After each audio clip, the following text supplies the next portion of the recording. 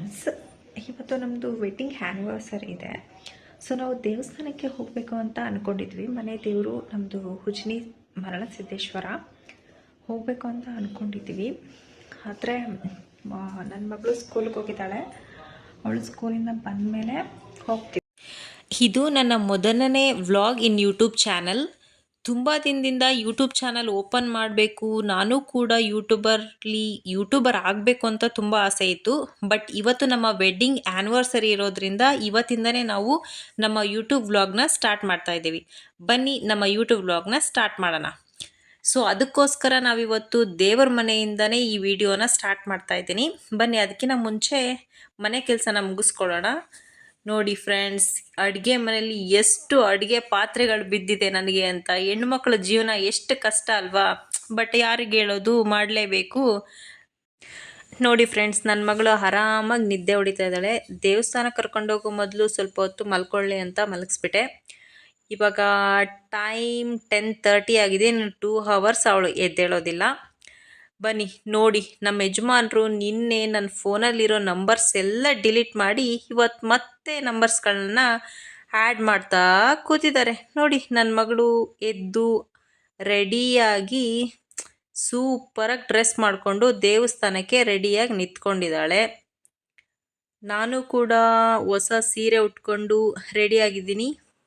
ಬನ್ನಿ ನಮ್ಮ ಯಜಮಾನ್ರು ಏನು ಮಾಡ್ತಾ ಇದ್ದಾರೆ ಅಂತ ನೋಡೋಣ. ನೋಡಿ, ಸ್ಟೈಲಾಗಿ ರೆಡಿ ಆಗ್ತಾ ಇದ್ದಾರೆ ನಾನು ಕೊಡಿಸಿರೋ ಟೀ ಶರ್ಟ್ ಹಾಕೊಂಡು. ಇಬ್ಬರು ಕೂಡ ದೇವಸ್ಥಾನಕ್ಕೆ ಹೋಗೋಕ್ಕೆ ಈ ಔಟ್ಫಿಟ್ಟಲ್ಲಿ ರೆಡಿ ಆಗಿದ್ದೀವಿ. ಹೇಗೆ ಕಾಣಿಸ್ತಾ ಇದ್ದೀವಿ ಅಂತ ಕಮೆಂಟ್ ಸೆಕ್ಷನಲ್ಲಿ ಕಮೆಂಟ್ ಮಾಡಿ. ನಮ್ಮ ಡ್ರೆಸ್ ಹೇಗಿದೆ ಅಂತ ನೀವು ಕೂಡ ನಮ್ಗೆ ಹೇಳಿ. ಸ್ನಾನ ಮಾಡಿಕೊಂಡು ರೆಡಿಯಾಗಿ ದೇವ್ರ ಮನೆಗೆ ಹೋಗಿ ದೇವ್ರನಿಗೆ ನಮಸ್ಕಾರ ಮಾಡಿಕೊಂಡು ಬಂದು ಇವಾಗ ನಾವಿಬ್ಬರು ರೆಡಿಯಾಗಿ ಉಜ್ನಿ ಮರಳಸಿದ್ದೇಶ್ವರ ದೇವಸ್ಥಾನಕ್ಕೆ ಹೊರಟಿದ್ವಿ. ನಾನು, ನಮ್ಮ ಮನೆಯವರು, ನಮ್ಮ ಅತ್ತೆ, ನನ್ನ ಮಕ್ಕಳು ಎಲ್ಲರೂ ಕೂಡ ಉಜ್ನಿ ಮರಳಸಿದ್ದೇಶ್ವರ ದೇವಸ್ಥಾನಕ್ಕೆ ಹೋಗೋಣ ಅಂತ ಹೇಳಿ ಹೊರಟಿದ್ವಿ. ಈ ವರ್ಷ ನಾವು ಕೇಕ್ ಸೆಲೆಬ್ರೇಟ್ ಏನು ಮಾಡ್ತಾ ಇಲ್ಲ. ಹಾಗೆ ಹೊಸ ಬಟ್ಟೆ ಹಾಕ್ಕೊಂಡು ದೇವಸ್ಥಾನಕ್ಕೆ ಹೋಗಿ ಬರೋಣ ಸಿಂಪಲ್ಲಾಗಿ ಅಂತ ಅಂದ್ಕೊಂಡಿದ್ದೀವಿ. ಸೊ ಅದೇ ಥರ ನೋಡಿ, ಇದೇ ನಮ್ಮ ಉಜ್ನಿಯ ಮರಳಸಿದ್ದೇಶ್ವರ.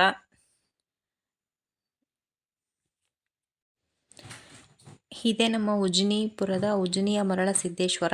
ನಮ್ಮದು ಮೂಲ ದೇವರು ಕೊಟ್ಟೂರ ಹತ್ರ ಇರೋ ಉಜ್ನಿಪುರ. ಬಟ್ ನಾವು ಇಲ್ಲೇ ಯಾವಾಗಲಿಂದನೂ ಪುರಾತನ ಕಾಲದಿಂದಲೂ ಇದೇ ದೇವಸ್ಥಾನಕ್ಕೆ ನೋಡ್ಕೊಂಡಿದ್ದಾರೆ. ಜೀವನದಲ್ಲಿ ಏನೇ ಆಗಲಿ ಏನೇ ಹೋಗಲಿ, ಯಾವ ಸಂಬಂಧಗಳೇ ಇರಲಿ ಬಿಡಲಿ, ಆದರೆ ಗಂಡ ಹೆಂಡತಿ ಸಂಬಂಧ ತುಂಬಾ ಮುಖ್ಯವಾಗಿರುತ್ತೆ. ಯಾವ ಸಂಬಂಧಗಳು ಚೆನ್ನಾಗಿಲ್ಲ ಅಂದ್ರೂ ಗಂಡ ಹೆಂಡತಿ ಸಂಬಂಧ ಲೈಫ್ ಲಾಂಗ್ ಚೆನ್ನಾಗಿರಬೇಕು. ಆಗ ಮಾತ್ರ ಒಂದು ಹೆಣ್ಣಿನ ಜೀವನ ಸಂಪೂರ್ಣವಾಗಿ ಚೆನ್ನಾಗಿರೋದು. ಒಂದು ಸಂಬಂಧ ಗಟ್ಟಿಯಾಗಿರಬೇಕು ಅಂದರೆ ಆ ಸಂಬಂಧದಲ್ಲಿ ಈಗೋ ಅನ್ನೋದಿರಬಾರ್ದು. ಗಂಡ ಹೆಚ್ಚು, ಹೆಂಡತಿ ಕಡಿಮೆ, ಹೆಂಡತಿ ಹೆಚ್ಚು ಅಥವಾ ಗಂಡ ಕಡಿಮೆ ಅನ್ನೋದಿರಬಾರ್ದು. ಇಬ್ಬರಲ್ಲೂ ಸಮಾನತೆ ಇರಬೇಕು. ಮೇಯ್ನಾಗಿ ಒಬ್ರಿಗೊಬ್ರು ರೆಸ್ಪೆಕ್ಟ್ ಕೊಡಬೇಕು. ಹಾಗೆ ಟೈಮ್ ಕೊಡಬೇಕು. ನೀವು ಎಷ್ಟೇ ಬ್ಯುಸಿ ಇದ್ದರೂ ಕೂಡ ಟೈಮ್ ಕೊಡೋದನ್ನ ಮಾತ್ರ ಮರೆಯೋದಕ್ಕೆ ಹೋಗಬೇಡಿ. ಒಬ್ರಿಗೊಬ್ರು ಟೈಮ್ ಕೊಟ್ಕೊಳ್ಳೋದು ತುಂಬಾ ಮುಖ್ಯ ಆಗುತ್ತೆ. ಆವಾಗ ಅಂಡರ್ಸ್ಟ್ಯಾಂಡಿಂಗ್ ತಾನಾಗ್ತಾನೆ ಬೆಳೆಯುತ್ತೆ. ಹಾಗೆ ಅಲ್ಲಿಗೆ ನಾವು ಸ್ವಲ್ಪ ಸ್ನ್ಯಾಕ್ಸ್ನ ತಗೊಂಡೋಗಿದ್ವಿ. ಹಾಗೆ ಎಲ್ಲರೂ ಕೂತ್ಕೊಂಡು ಸ್ನ್ಯಾಕ್ಸ್ನ ತಿಂದು ಸ್ವಲ್ಪ ಹೊತ್ತು ಅಲ್ಲೇ ಟೈಮ್ ಸ್ಪೆಂಡ್ ಮಾಡಿದ್ವಿ. ಮಕ್ಕಳ ಜೊತೆ ಆರಾಮಾಗಿ ಟೈಮ್ ಸ್ಪೆಂಡ್ ಮಾಡಿದ್ವಿ. ನನ್ನ ಗಂಡ ನೋಡಿ ಪೋಸ್ ಕೊಡ್ತಾ ಇದ್ದಾರೆ. ದೇವಸ್ಥಾನಕ್ಕೆ ಹೋಗಿ ಮನೆಗೆ ಬಂದ್ವಿ. ನೋಡಿ, ನನ್ನ ಮಗಳು ಅವರ ಅಜ್ಜಿಗೆ ಎಷ್ಟು ಅಟ್ಯಾಚ್ ಆಗಿದ್ದಾಳೆ ಅಂದರೆ ನಾನು ಕರೆದ್ರೂ ಬರ್ತಾ ಇಲ್ಲ, ಅಳ್ತಾ ಇದ್ದಾಳೆ. ಅವ್ರ ಅಜ್ಜಿಯಲ್ಲಿ ಗಿಡಕ್ಕೆ ಹಚ್ತಾ ಇದ್ದಾರೆ. ಇವಳು ನನ್ನ ಹತ್ರ ಬರ್ತಾ ಇಲ್ಲ, ಫುಲ್ ಅಳ್ತಾ ಇದ್ದಾಳೆ. ನಮ್ಮಮ್ಮ ನೋಡಿ ಕೈಗೆ ಏಟ್ ಮಾಡ್ಕೊಂಡಿದ್ದಾಳೆ ಕಲ್ಲಲ್ಲಿ, ಅಳ್ತಾ ಇದ್ದಾಳೆ. ಅಳ್ತಾ ಇದ್ರೂ ನನ್ನ ಮಗಳು ಎಷ್ಟು ಸೂಪರ್ ಕ್ಯೂಟಾಗಿ ಕಾಣಿಸ್ತಾ ಇದ್ದಾಳಲ್ವಾ? So cute. ಸೊ ನೈಟ್ ನಮ್ಮ ಯಜಮಾನ್ರು ಡಿನ್ನರ್ಗೆ ಆಚೆ ಕರ್ಕೊಂಡು ಹೋಗ್ತೀನಿ ಅಂತ ಹೇಳಿದರು. ಸೊ ನಾವು ಎಲ್ಲರೂ ಊಟಕ್ಕೆ ರಾಣೆಬೆನ್ನೂರಿಗೆ ಹೋಗ್ತಾ ಇದ್ವಿ. ನಾನು, ನನ್ನ ಮಕ್ಕಳು, ನಮ್ಮ ಅತ್ತೆ ಎಲ್ಲರೂ ಕೂಡ ನೈಟ್ ಊಟಕ್ಕೆ ರಾಣೆಬೆನ್ನೂರಿಗೆ ಬಂದ್ವಿ.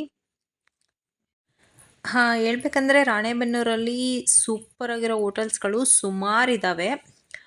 ಬಟ್ ಅದು ತುಂಬ ತುಂಬ ಚೆನ್ನಾಗಿರೋ ಹೋಟೆಲ್ಸ್ಗಳಿದ್ದಾವೆ. ಬಟ್ ನಾವು ಇವತ್ತು ಹೋಗ್ತಾ ಇರೋ ಹೋಟೆಲ್ ಹೆಸರು ಪೂಜಾ ರೆಸ್ಟೋರೆಂಟ್ ಅಂತ ಹೇಳಿಬಿಟ್ಟು. ಬನ್ನಿ, ರಾಣೆಬೆನ್ನೂರಲ್ಲಿರೋ ಪೂಜಾ ರೆಸ್ಟೋರೆಂಟ್ ಹೇಗಿದೆ ಅಂತ ಹೇಳ್ಬಿಟ್ಟು ನಿಮಗೆ ತೋರಿಸ್ತೀನಿ. ನಾವಿವಾಗ ಅಲ್ಲಿಗೆ ಹೋಗ್ತಾ ಇದ್ವಿ ಊಟಕ್ಕೆ. ನಮ್ಮ ಮನೆಯವರು ನೋಡಿ, ಪೂಜಾ ರೆಸ್ಟೋರೆಂಟ್ಗೆ ಬಂದಿದ್ದೀವಿ ಇವಾಗ ಊಟಕ್ಕೆ. ಈ ಹೋಟೆಲಲ್ಲಿ ಟೇಸ್ಟ್ ಹೇಗಿತ್ತು ಊಟದ್ದು ಅಂತ ನಿಮಗೆ ಲಾಸ್ಟಿನಲ್ಲಿ ಹೇಳ್ತೀನಿ. ಬಟ್ ಇವಾಗ ಫಸ್ಟ್ ಇನ್ನು ಏನು ಆರ್ಡ್ರ್ ಮಾಡ್ತೀವಿ ಅಂತ ತೋರಿಸ್ತೀನಿ. ನೋಡಿ, ಕೂತಿದ್ದೀವಿ, ಆದರೆ ಇನ್ನೂ ಸರ್ವರ್ ಬಂದೇ ಇಲ್ಲ ಅನ್ನೋ ಚಿಂತೆ ನನಗೆ. ಯಾವಾಗ ತಿಂದು ಮುಗಿಸ್ತೀನಿ ಅನ್ನೋ ಚಿಂತೆ ನನ್ನ ಗಂಡನಿಗೆ. ಮೊದಲನೇದಾಗಿ ಏನಾದರೂ ಟೈಮ್ ಪಾಸ್ ಸ್ನ್ಯಾಕ್ಸ್ ತೊಗೊಳ್ಳೋಣ ಅಂತ ಹೇಳಿಬಿಟ್ಟು ನಾವು ಮಸಾಲ ಪಾಪಡ್ನ ಆರ್ಡ್ರ್ ಮಾಡಿದ್ವಿ. ಮಸಾಲ ಪಾಪಡ್ ಬಂತು. ಮಸಾಲ ಪಾಪಡ್ ತಿಂದ ಮೇಲೆ ಇವಾಗ ಸ್ನ್ಯಾಕ್ಸ್ ತಿಂದಾದ್ಮೇಲೆ ನಾವು ಊಟನ ಆರ್ಡ್ರ್ ಮಾಡಿದ್ವಿ. ಡಿನ್ನರ್ ಬಂತು. ಎಲ್ಲರೂ ಕೂಡ ಊಟ ಮಾಡ್ತಾ ಇದ್ವಿ. ನನ್ನ ಮಗಳು ನೋಡಿ, ಪಲ್ಯ ಬಿಟ್ಟು ಬರೀ ರೋಟಿ ಮಾತ್ರ ತಿಂತಾ ಇದ್ದಾಳೆ.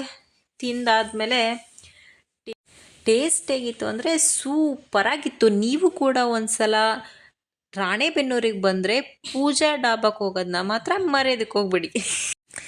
ಟೇಸ್ಟ್ ಮಾತ್ರ ಸೂಪರಾಗಿತ್ತು. ನೀವು ಕೂಡ ಒಂದ್ಸಲ ರಾಣೆಬೆನ್ನೂರಲ್ಲಿರೋ ಪೂಜಾ ಹೋಟೆಲ್ನ ಟ್ರೈ ಮಾಡಿ. ಸೊ ಊಟ ಎಲ್ಲ ಮುಗಿಸ್ಕೊಂಡು ಇವಾಗ ಮನೆಗೆ ಹೊರಟಿದ್ವಿ. Time is 9:30. Okay, take care, bye friends.